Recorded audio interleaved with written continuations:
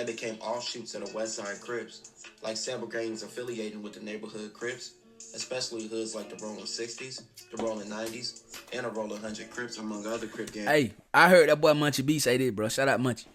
Munchie say, I don't give a damn what you is, bro. We do not rock with neighborhoods. We don't rock with nobody rolling, bro. You feel me? It don't even matter, nigga. You can roller skate, nigga. The Munchie B say, if you from Inglewood family, you don't even roller skate. If you from Inglewood family, you ain't smoking them but pre-rolls. You ain't even rolling a blunt. YouTube. Fam bam, what it do, man?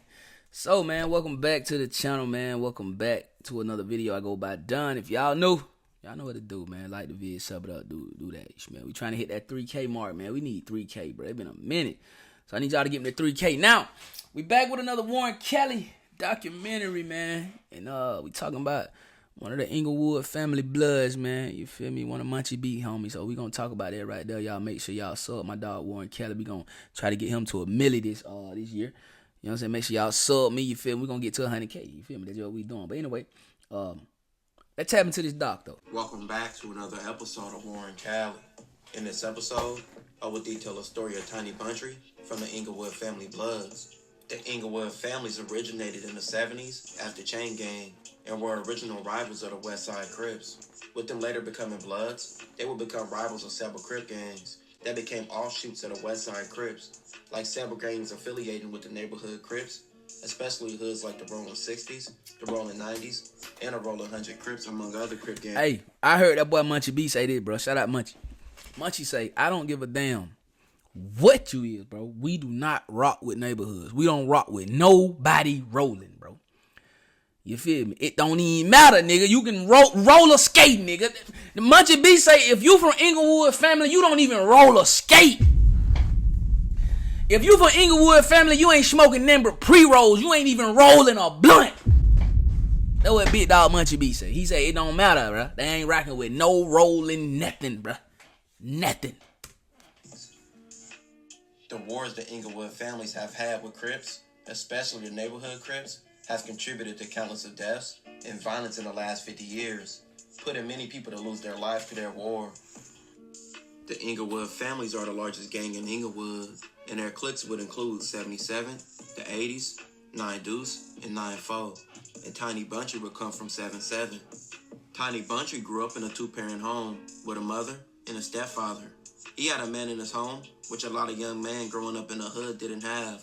But even though his stepfather set a good example by being a step-up man and taking care of his family, Bountry took guidance from a lot of his peers and from the gang members he knew in Inglewood. That was so disrespectful. You don't get no more disrespectful than this right here, gang. I just saw it. Like, what the hell? Like, god dang. Oh, my God. But sorry, Nip. I'm sorry, my boy. I don't even feel right reacting to this one, Nip. I might have to. Nah, I ain't gonna take you down, but I'm sorry, from man. The gang members he knew in Inglewood, he was fascinated with the streets and that life he seen around him. All his friends gangbang or had family in gangs, and he just wanted to be accepted. It started off small with ditching school, exceptions, bro. Exception is a mug, bro. Exception is one of those things that'll kill your whole life, not even just your dreams, your whole life. I know a few people like that, like they just want to be accepted. But this the thing about exception, right? You can't accept nobody to accept your life when your life ain't their life. You know what I'm saying? Don't let that go over y'all head, folks.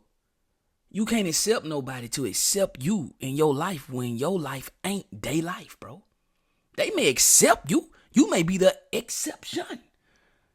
But if you ain't living how they living, then it may feel like a little bit of non-acceptance, bro. Straight up. Members, until it was time to officially get put on. And after that day in his life, he was never the same. Everything banging every cent from his family went out the window. Tiny Bountry gained a fierce and respected reputation in his early teenage years, known for being with the gunplay and active in the streets. The crowd he was running with from the Inglewood families were known shooters in the early 2000s, and they even started calling themselves CMT, which meant Crenshaw and Manchester Terrorists, meaning they were raising hell from out their section. People like Munchie B were even a part of this crew, and we already know Munchie B had a well-known reputation. Yo, Munchie B, I always wonder what CMT stand for. Cause Munchie still wear that chain. He'll wear it to no jumper right now. That's crazy as hell. For being active. But with all the hell that Tiny Bountry was raising, this will all lead to his eventual downfall in the streets.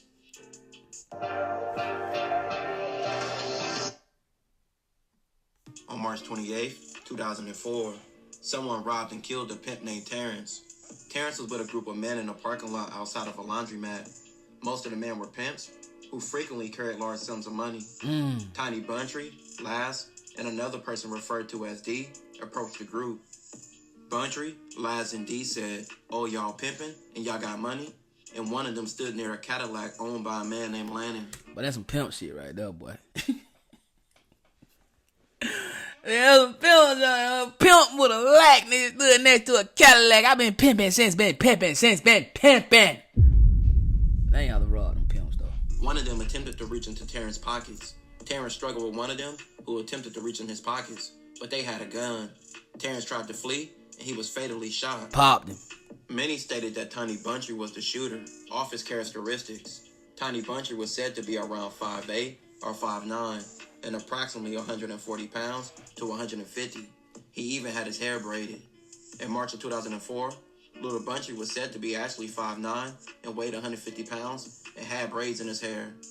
Bountry's fingerprints were even on Lennon's Cadillac. A woman named Shavante, who was an accomplice, later pled guilty. She later testified that she drove Bountry and Laz to a laundromat parking lot, and D followed in a car behind them.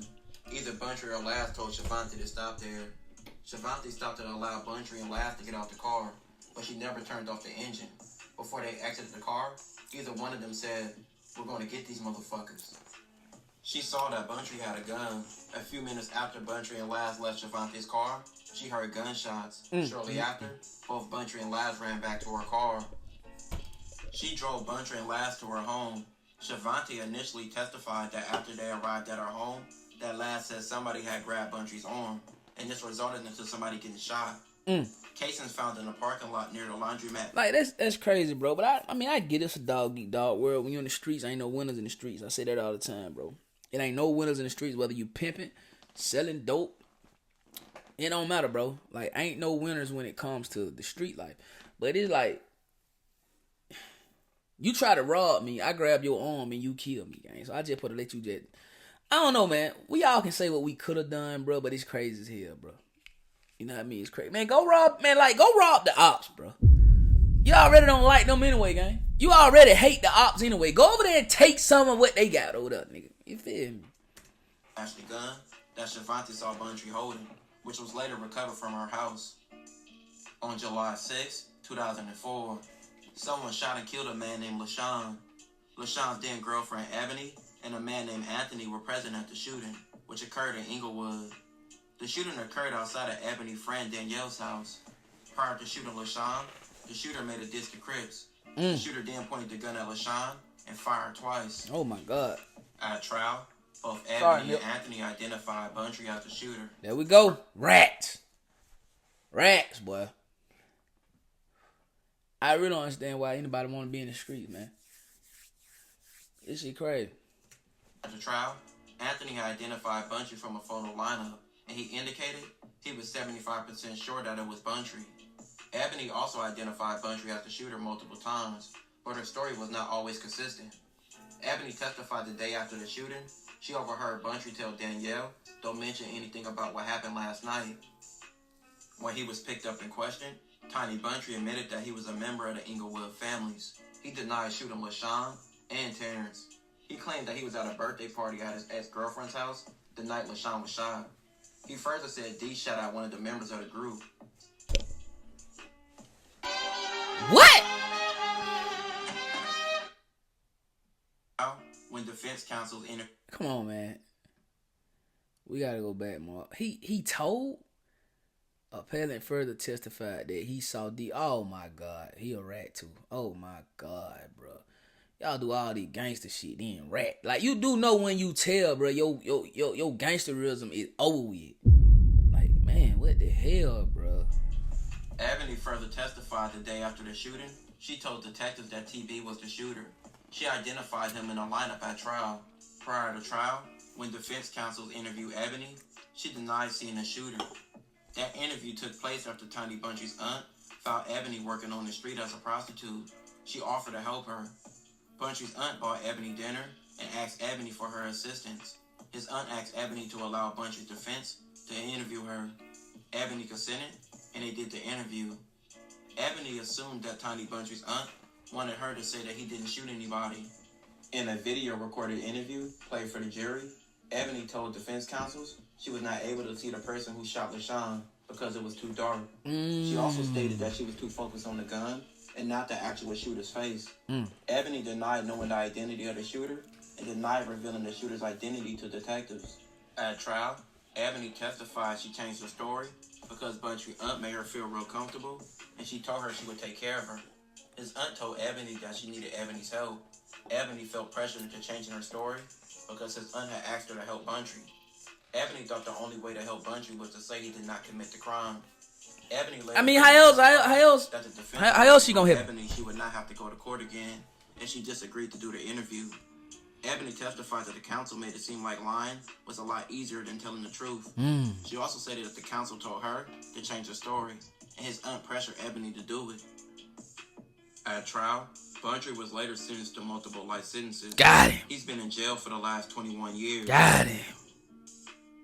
He might get out, though. Bountry once terrorized, and the people he tried to kill are some of the same people he is now in prison with and friends with. Now he realizes the streets only bring death and jail, and it's an endless cycle of trauma that never ends. Jail doesn't just take your freedom, it rewires your mind. It's a world where time slows down, but your thoughts race. You start off angry, frustrated, maybe even in denial. But as the days turn into months, something in you starts to shift. You start to see life from the outside looking in. You realize how much noise the world carries. Distractions, fake people, unnecessary energy. And in jail, there's none of that. It's quiet enough to hear your own thoughts. And that's where the real battle begins. You replay everything, the choices, the loyalty that wasn't returned, the moments that led you there. You start to see who really solid, who disappeared. The things that used to impress you don't matter no more. It's the little things that matter the most. A letter, a call, and a thought of freedom. Jail teaches you two things: who you really are when the world's not watching, and how strong your mind has to be to survive. It's just not punishment, it's transformation. And whether it breaks you or builds you, depends on what you choose to learn from the silence. What you did on this. I till I die. F to my very last breath. G for the gangster in me. B for the blood that runs through. 7 times 11, 7, 7. Okay, family first. That what's up. Streets can lead to you going to prison for life. And them same people you was trying to victimize on the streets can be the same people you become friends with behind bars. And that makes you think, was it really worth it? This will conclude this episode. If you haven't already, check out. Y'all make sure y'all sub my dog Warren Kelly, man. I say this all the time, so it's kind of like preaching to the choir, really. But I just don't understand why people like going to the chain gang, bro. I'm gonna be real. I would hate it, bro. You feel me? Man, I went to jail for 18 hours, man. That was the hardest 18 hours of my life, bro. It stinking, it smell like feet and ass. People don't want to bathe, and if you do want to bathe, you bathing with a bunch of men. You feel me? I ain't never been to the penitentiary. I heard it's way worse than county, bro. You feel me? The food is horrible, bro. They feeding you stuff I wouldn't even feed my dog, bro. You know what I'm saying? It ain't nothing soft in there, nothing but hard backs. Like, I just don't understand why people throw their life away for, like, nothing, bro. And then they go spend the rest of their life in a funk-ass place where you gotta be told what to do, when to do it, and how to do it, gang. You feel me? It's crazy as hell, bro. Crazy as hell. But anyway, rest in peace to whoever died in this video, man. It's crazy as hell, man. Like I say, bro, the gang life, man, it's not a good life. And I'm not here to try to defame gangs, you know what I mean? Because, you know, you really don't know why a person would join a gang or things of that nature. You don't know what's going on through these kids or these even grown. You don't know what's going on through their mind. They may feel like I have no family. My gang is my family, so I'm not here to crucify them, but I just don't get it, gang. I don't understand it, bro. There's so much more stuff that these people could have been doing. Straight up, bro. Mind is a terrible thing to waste, man. You know what I'm saying? People without a vision shall perish, bro. Straight up and down. But hey, though, y'all let me know how y'all feel about those folk in the comment section down below, man. Don't forget to like that video. Don't forget to sub it up. Make sure you ring that bell. After y'all ring that bell, make sure y'all hit all, because on these y'all be missing none of the video, man. Y'all make sure y'all still tapping in, though. 2026 can be the best year of your life. It's up to you, man. Make sure you going hard every single day. It's Friday. It's Friday, man. Remember this. It's Friday, Mark. Remember this, bro. The weekend is not for downtime. My bad. The weekend, remember this, Mark. The weekend is not for downtime. The weekend is not for relaxation. The weekend is not to get ready for the following work week, bro. The weekend is to basically maximize your opportunities when it comes to your dreams. They make Lamborghinis every single day, bro. You can have one, bro. You feel me? They make Mercedes and BMWs, and they make big ass mansions, and condos, and penthouses. They make these things so we can live in them, folks. So why we ain't doing that, bro? You feel me? Maximize your opportunities this weekend. Tonight, Saturday, and a little bit of Sunday before you do have to get ready for what we call a work week.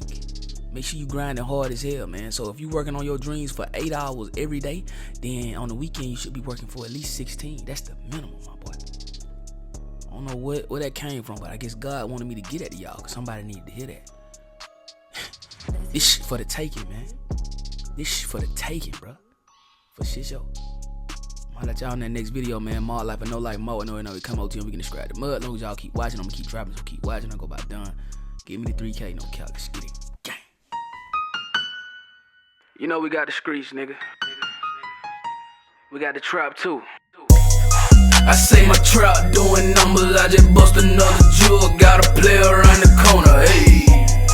I say my trap doing numbers like that 05 summer. Got a quarter pound on me, hey. The trap, doing numbers, the trap.